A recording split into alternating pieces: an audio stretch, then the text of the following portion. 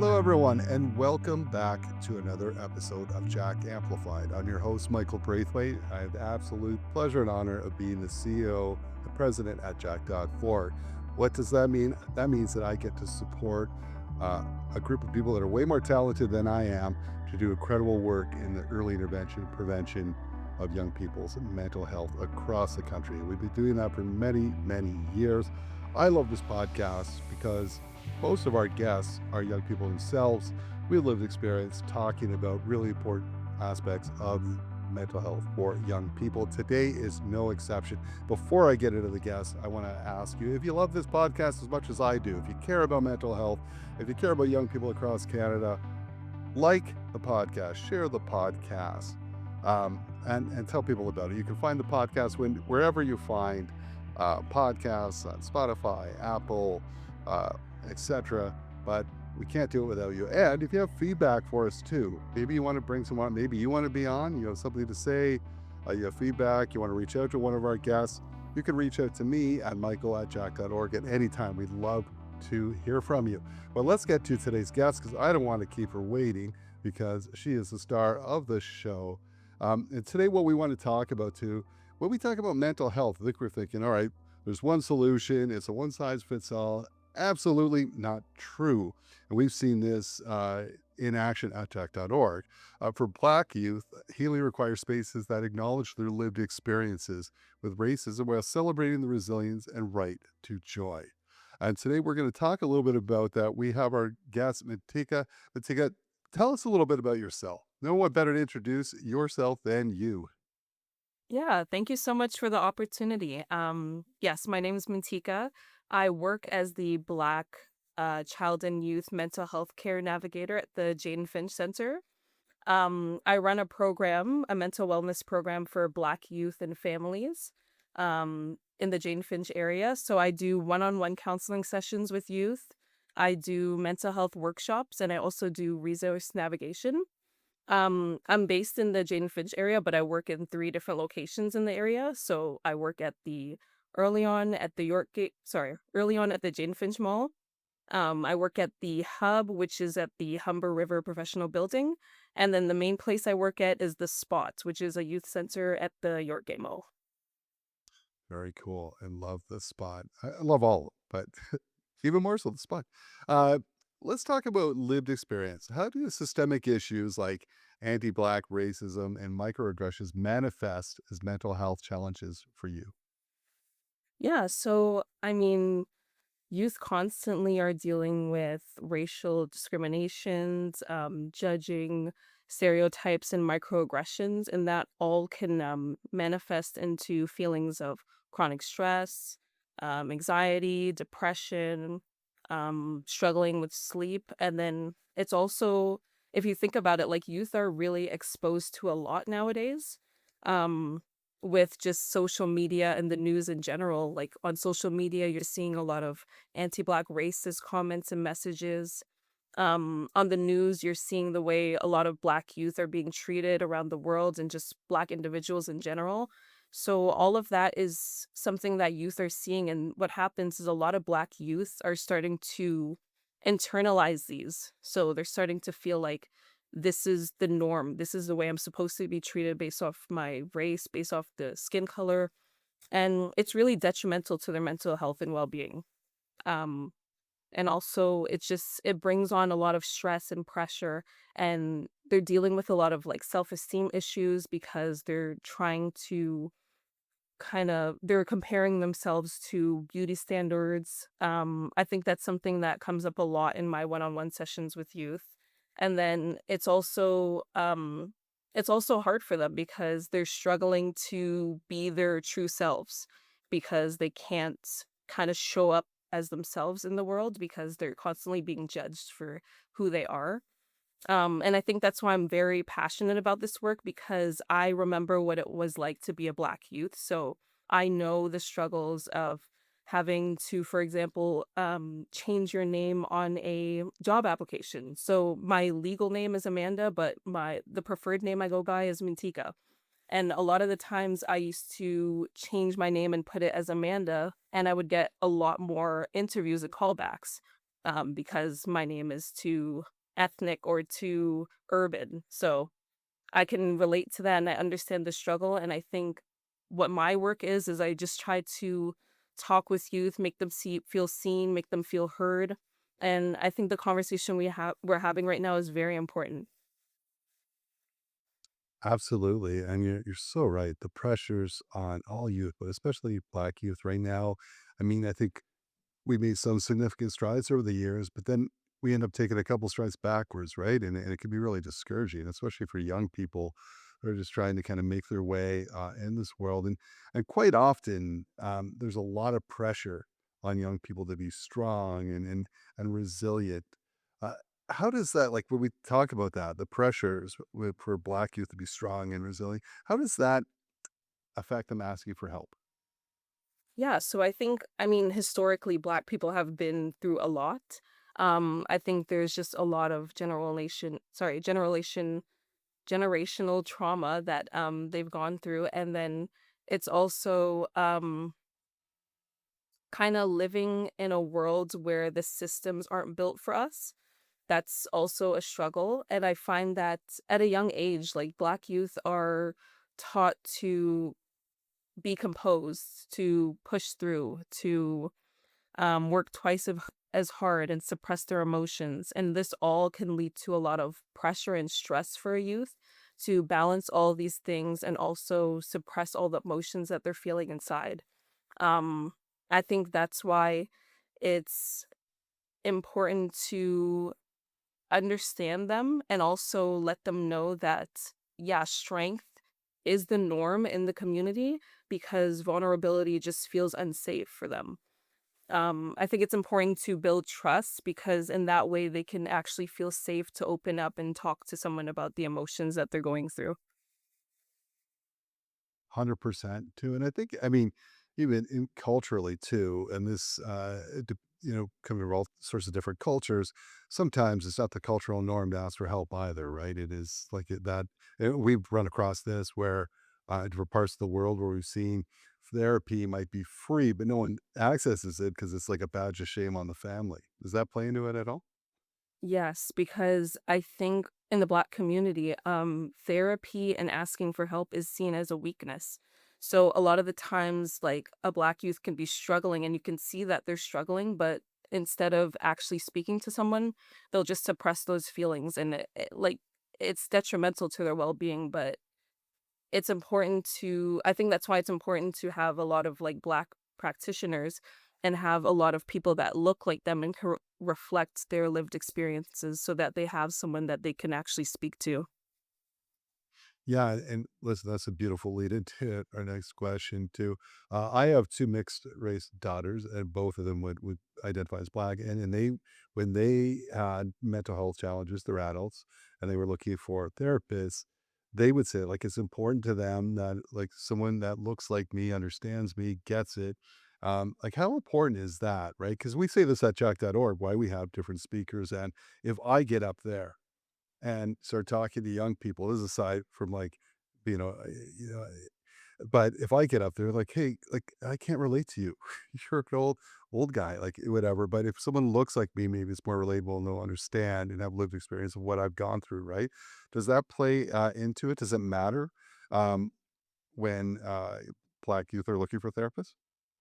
Yeah, so I think because a lot of Black youth face a lot of barriers to seek mental health services, because of kind of the lack of Black practitioners that actually look like them, it's tough because, you know, if they try to seek mental health services from someone that doesn't look like them, a lot of the times their issues are dismissed, they get delayed care, um, they also just can't fully relate to them, so it makes them rather than actually speaking to someone, they rather just, like, suppress it, and that's why I think it's so important to have a lot of, like, Black mental health supports because it's important to have someone that can actually relate to the lived experiences and also someone who can just relate to specific experiences with racism.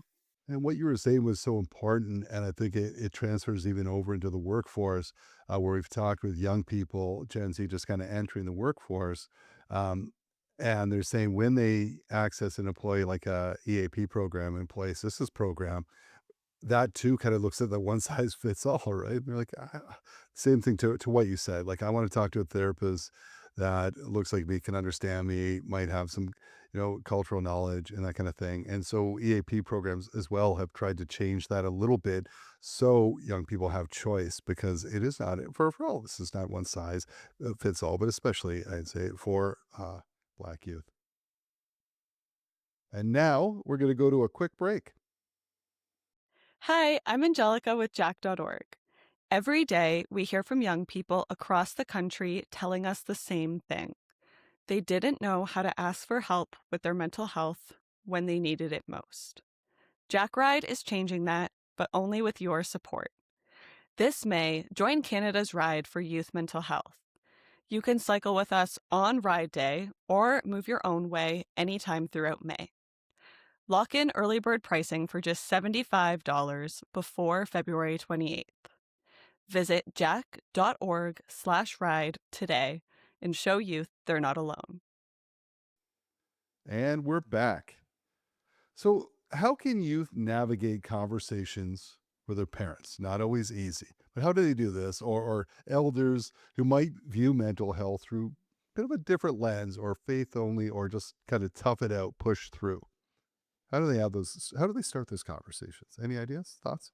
That's always a tricky one. I've had a lot of youth come to me about, their family or their parents talking about how, just reaching out to God or just focusing on religion would help them through their mental health issues. But I think I'm going to speak about it in like two different ways. So I think for toughing it out, um, I don't think that's the best thing to do. I think, when you suppress your emotions and feelings and you keep them inside, they just tend to bottle up, and then at some point, you're just gonna explode, and that's not the best thing to do for your mental health. And then with faith only, I believe, yeah, faith is important, but when it comes to mental health, I think what's important is to understand that one size doesn't fit all. So, some what works for one person may not work for the next. So I think it's important for youth to have multiple resources to help them with their mental health. So it doesn't have to just be like a therapist or a guidance counselor. It can also just be going to a youth center and just being around like-minded youth who you can connect with and have a community there. And if that doesn't work, you can also just try join a club, do something you enjoy. Like all of these Yeah. things could be very helpful to their mental health. 100%. You're so right that we always look for that. What's the silver bullet? Like, do this or do that. And then it will, and there is no like one, it's multiple different pieces. Faith could be one of those, right? And that's important to people. So let's not discount that, but it's important. And I think if youth acknowledge that when talking with their parents or an elder, love that. What else can we do? Again, maybe going to the spot, maybe talking to someone Mhm. like Mintikah, right? There's lots of people out there and even chatting with your friends like we encourage at Jack.org, right? That peer to peer, knowing you're not alone sometimes means the world, right? When you get it off your chest and then someone says, yeah, I've had those same thoughts. I struggle with that too.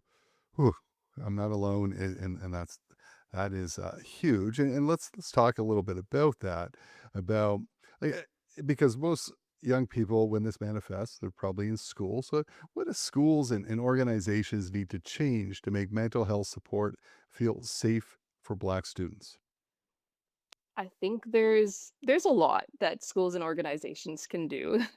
I think number one is when it comes to safety, I think understanding that having a guidance counselor in the building um, isn't about safety. It's honestly it's about trust. And I think first and foremost, representation matters. So having black guidance counselors, having black teachers, black leaders, I think that's so important for youth to have just to see someone that looks like them and have someone that they can talk to and share their experiences with. Second, I think it's important to have ongoing training for staff on anti-Black racism, bias, and microaggressions. I think it's important that staff are trained on these things because I mean, there's different incidents in the news. There's the JCM situation. There's a lot of anti-Black racism situations that have been happening in schools, and youth don't feel safe, and they should be able to feel safe going to school. Um, Third, I think it's important that schools understand that using punishment isn't the solution for behavior issues. I think if a child is acting out or disrupting the class, I think it's important to actually be curious and ask them questions and get to the root cause and find what's underneath. Just letting them go to a guidance counselor, having the guidance counselor actually speak to them and understand what's going on, like what's happening at home, what's going on. I think that's very important. And then lastly, I think just speaking about mental health openly. I think that's super important, having community voices, collaborating with community centers and nonprofit organizations, allowing them to come in and speak with the youth. I think that's so important. And like also just having therapy be more visible, mental health be more visible. Instead of using mental health as a crisis only situation, it should be more of a routine, um, check in on students, ask if they're okay, be curious about them. I think these things would definitely help Black youth just feel safe. Amazing. Like, I love that. Be curious too. Listen more than you talk, right? Not to put words in your mouth, Mhm. but that be curious is amazing, right? Ask the questions before making assumptions. What's one small way a Black young person could prioritize their peace today? I think one small way Black youth can prioritize peace today is just honestly finding something you enjoy. Um, Just doing the things you enjoy in life. So that could be drawing, painting, writing, exercising, playing sports, anything you enjoy. Just focus on that because I know like life can be tough sometimes, but like if you find something you actually enjoy and something you are passionate about, I think just focusing on that can bring you a lot of peace. Wise words, absolutely, and for all of us, right? Like, just find something in life that brings you great joy. Man, it could be a game changer for sure. So now we go to a part of the podcast called Fact or Fiction. And so I'm going to read something, and I want you to tell me whether it is indeed fact or it might be fictitious. And this is the statement here: microaggressions are small and don't significantly impact long term mental health. That is fiction. So I thought, tell us a little bit about that. What are your thoughts around that? Yeah, so I mean microaggressions can stick with you for a long time. There's a lot of things I've been told like back when I was in high school that still stick to me to this day. I think people don't understand that words hurt. Words are painful. And they stick with you and hearing certain things, being stereotyped, all of those things can be detrimental to your mental health and well-being. Yeah, it can transfer over into, like, when it's your mental health, and you talk about well-being too, your physical health, Mhm. as you get older, right? When it weighs on you, for sure. Yeah, and absolutely that is fictitious. And our final question today, as we do with all our guests, right? This is a big picture question here. There's no right or wrong. It's your opinion. And what are your hopes for the future of mental health in Canada?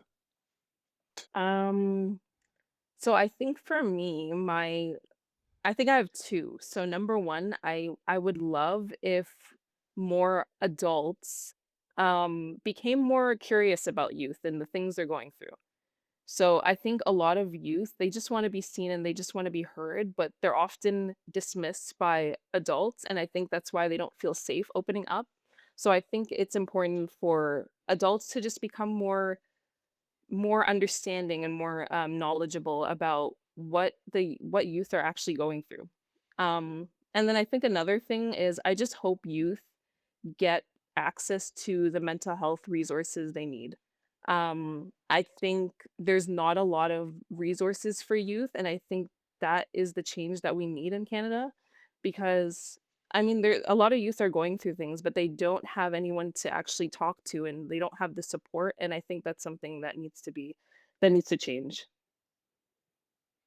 Well, thank you so much for all of your insight, for all you do on a daily basis. You are the change we want to see in this world, and we so appreciate all that you do. And thank you for educating me and our listeners, and any of our young people that are listening.